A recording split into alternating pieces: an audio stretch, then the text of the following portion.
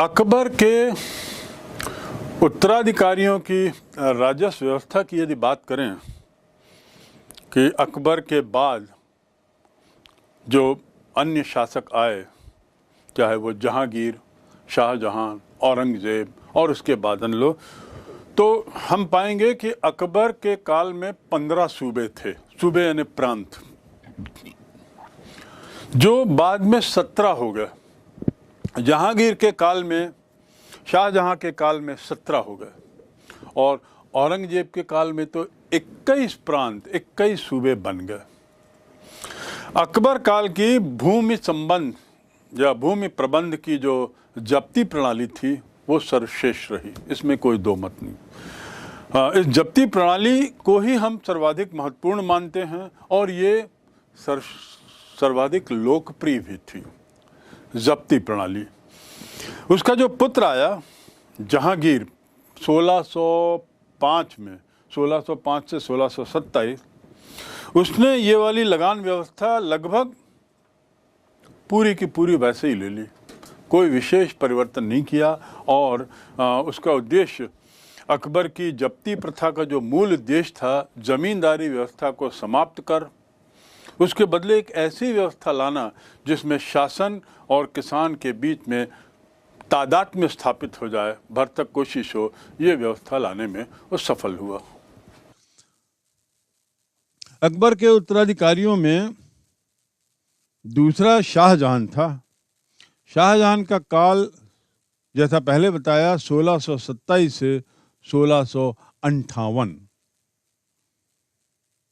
इस काल में जो लगान वसूली का काम था वो ठेकेदारों को देने की व्यवस्था आरंभ कर दी गई।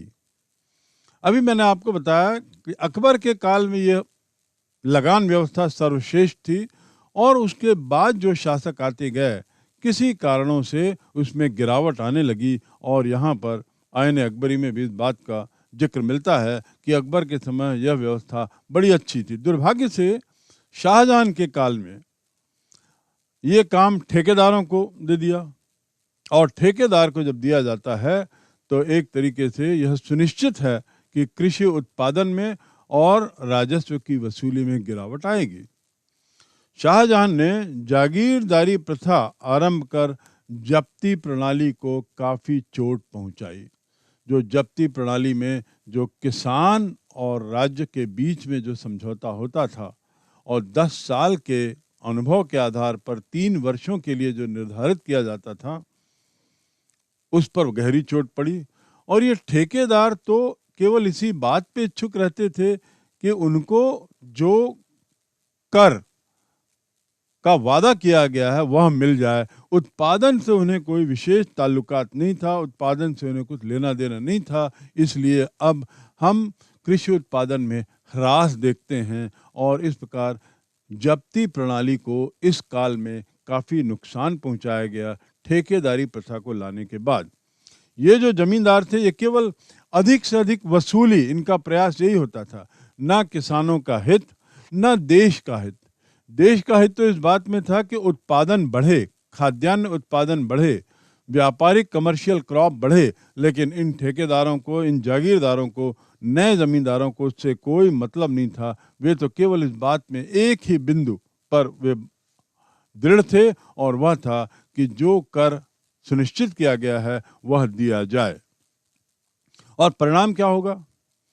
किसानों की स्थिति बिगड़ना, किसानों की हालत पतली होना और दिन ब दिन फिर किसान अब धीरे धीरे शासन के प्रति उनका जो मोह था वह भंग होने लगा।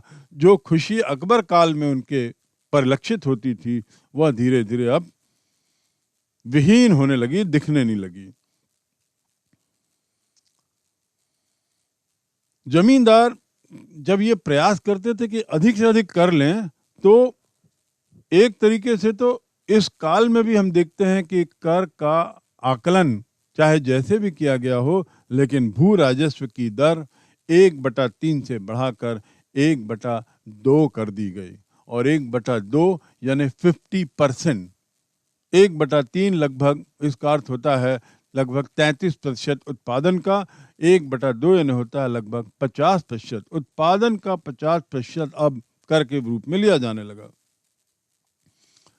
परिणाम तो ये हुआ कि जो सरकार की भू राजस्व से आय थी वह बढ़ गई, 4 करोड़ हो गई तत्कालीन रकम के अनुसार, जो एक अच्छी रकम है। लेकिन किसान अब धीरे धीरे धीरे परेशान होने लगे और एक तरीके से उनका खेती के प्रति जो रुझान था वह समाप्त होने लगा। अंतिम शासक औरंगजेब, अंतिम शासक इसलिए क्योंकि यह वह शासक है जिसके बाद तो मुगल साम्राज्य लगभग टूट चुका था। औरंगजेब ने भी आप देखेंगे 50 वर्ष शासन किया, जैसा मैंने पूर्व में बताया है, 1658 से 1707।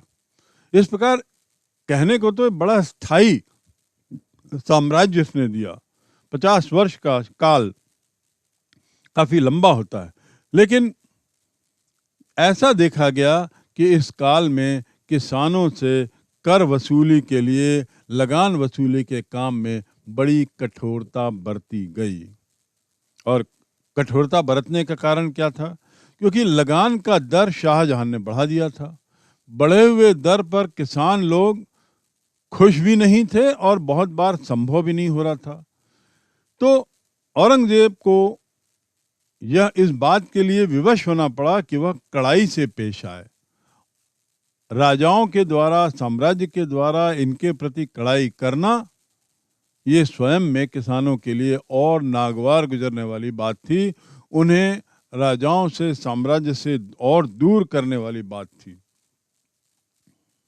जब्ती प्रथा जो लागू थी वो अब समाप्त हो गई, जिसे अकबर के काल में लागू किया था, टोडर मल ने लागू किया था। अब वह एक तरीके से समाप्त हो गई और उसका स्थान वापस नस्क प्रथा ने ले लिया, जो पुराना सिस्टम था।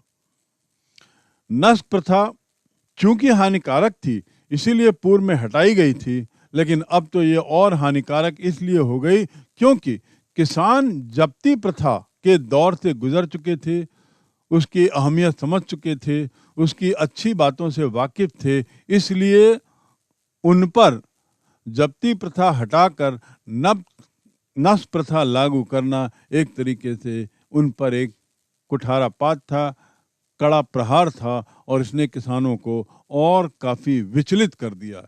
शायद यही विचलन उन कारणों में से एक कारण है जिसके बाद हम देखते हैं कि मुगल काल समाप्त प्राय हो चुका था। अब हम अपने इस अध्याय के सबसे अंतिम पड़ाव पर, लेकिन सबसे महत्वपूर्ण भी, कारण इस काल में जो भी आर्थिक गतिविधियां हुई उसकी परिणति देश को एक सोने की चिड़िया बनाने में हुई। चांदी का बहाव, जो 16वीं 17वीं शताब्दी भारत का जो काल था वो समुद्री व्यापार का काल था। समुद्र के माध्यम से सामान बहुत निर्यात होता था और जितना सामान निर्यात होता था उतना ही सोने और चांदी की आवक होती थी, और विशेष रूप से चांदी की, और यही हमारी समृद्धि का कारण बना। चांदी के सिक्के इस काल में आप देखे होंगे अत्यधिक मात्रा में बने। जितने टकसाल थे वहाँ अधिकतर चांदी के सिक्के ही बनाए गए, अधिक ढाले गए। और प्लिनी जो एक इतिहासकार है जिसने एक रोम से सोने के आने की बात की है, प्लिनी ने अपनी पुस्तक में लिखा है कि रोम से भारी मात्रा में सोना कुषाण काल में भारत आता था। उसी प्रकार इस तरह का जिक्र इटली के जोरानी कावेरी ने किया है, जोरानी कारेरी ने किया है। उसने ये साफ लिखा है कि ऐसा लगता था मानो समस्त विश्व का चांदी भारत पहुंच रहा है। तो सोना और चांदी इस काल में बहुत आए। चांदी के बहाव की बात करें तो काकेरी जो इटली से आया था, जोवानी काकेरी, एक यात्री 1690 में जो यहाँ से गुजरा था, उसने बताया है कि अमेरिका से जो चांदी आई, यूरोप के भारत के आयात के एवज में ये आती थी। यानी चांदी भारत में भारी मात्रा में पहुंच रही थी, क्योंकि यूरोप हम लोगों से काफी सामान ले रहा था। फारस, अरब, तुर्क के लोग भारतीय वस्तुओं के बिना तो रह ही नहीं सकते थे। यानी एक तरीके से उनमें एक दीवानापन था। वहाँ की जो एरिस्टोक्रेसी थी, वहाँ के जो उच्च वर्ग था, धनाढ्य वर्ग था, वह भारत के बहुत से सामानों के प्रति बहुत ज़्यादा मोहित था।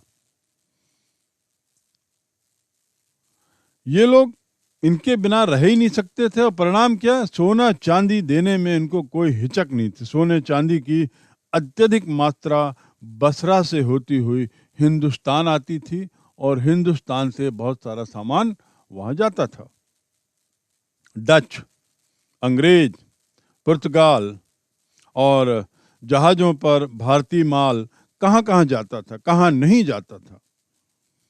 पेगू, श्याम, सिलोन, मालदीव, ये वे क्षेत्र थे जहाँ भारत का सामान, भारत का माल जहाज़ों से जाता था, और फिर वहाँ से वे डच कॉलोनीज़ में, अंग्रेज़ों की कॉलोनीज़ में, पुर्तगाली उपनिवेशों में पहुँचाया जाता था। और इन सामान की एवज में इन्हीं जहाज़ों से जो सामान लेके जाते थे, वापसी में अपने साथ सोना और चांदी लेकर पहुँचते थे। आप सोच सकते हैं कि कितना विस्तृत व्यापार भारत का रहा होगा विदेशियों के साथ, और कितना चांदी और सोना इस काल में भारत आया। वही देश जो कुछ वर्षों बाद, इस काल के 17वीं शताब्दी की मैं बात कर रहा हूँ, 19वीं शताब्दी आते आते बिल्कुल उल्टी गंगा बहने लगी थी। तत्कालीन ग्रंथों में, जैसा मैंने बताया, ये कारेरी ने तो बकायदा लिखा है कि चांदी का यहाँ बहाव था। सभी लोग भारतीय सामान के प्रति अत्यधिक आकर्षित थे और उसके बिना रह नहीं सकते थे, चाहे उसकी जो कीमत देनी पड़े। परिणाम क्या कि इन देशों से जहाज़ों से सोना चांदी भारत आता था। इस समय चांदी का भारत में बाहुल्य हो गया था, पट चुकी थी जमीन, चांदी से पट चुका था देश, और अत्यधिक हो गया था। सूती वस्त्रों के लिए भी ये देश बहुत प्रसिद्ध रहा।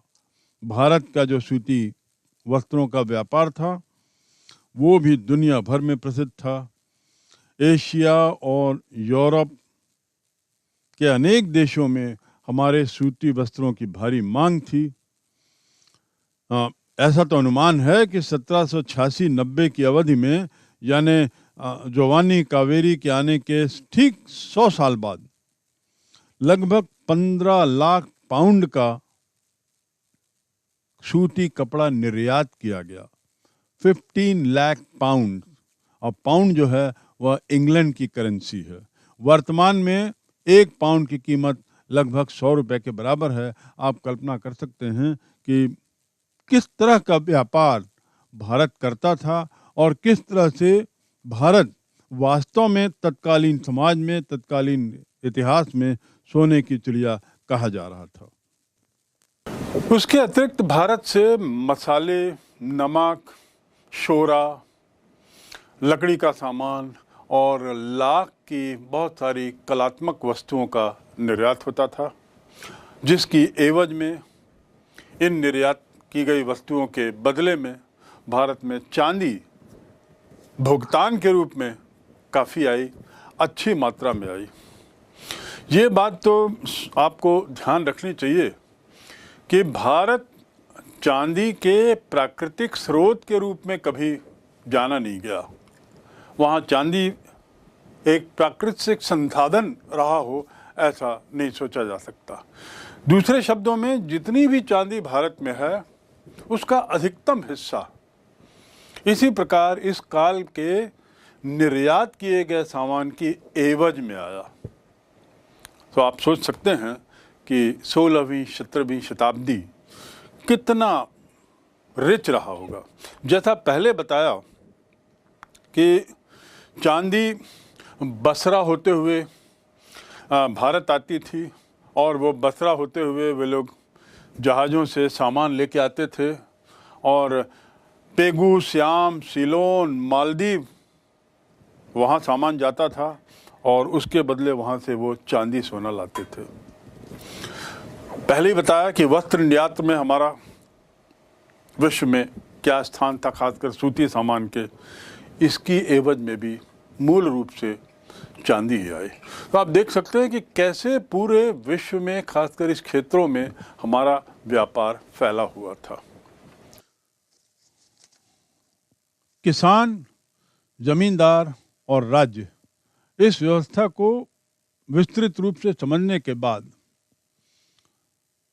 चाहूँगा कि आप लोगों में से कुछ लोग एक तरह का गृह कार्य करें, और वह यह है, बड़ा रोचक है, कि अपने आसपास के किसी गांव में जाएं, पता करें कि वहाँ कितने लोग रहते हैं, कौन सी फसल उगाते हैं और कौन से जानवर पाले जाते हैं, कौन से दस्तकार समूह रहते हैं, संख्या क्या है, महिलाएं जमीन की मालिक हैं या नहीं, और वहाँ की पंचायत किस तरीके से काम करती है। आपने अभी तक मुझसे जो 16वीं और 17वीं सदी के बारे में सीखा है, जाना है, उसका इससे तुलना करें, अपने द्वारा एकत्रित की गई जानकारी से तुलना करें। समानताएं एक तरफ लिखें, विषमताएं एक तरफ लिखें, और ये परिवर्तन क्यों हुए, कितने समय में हुए और कितनी निरंतरता थी, इसकी थोड़ा सा अपने तरीके से व्याख्या करें।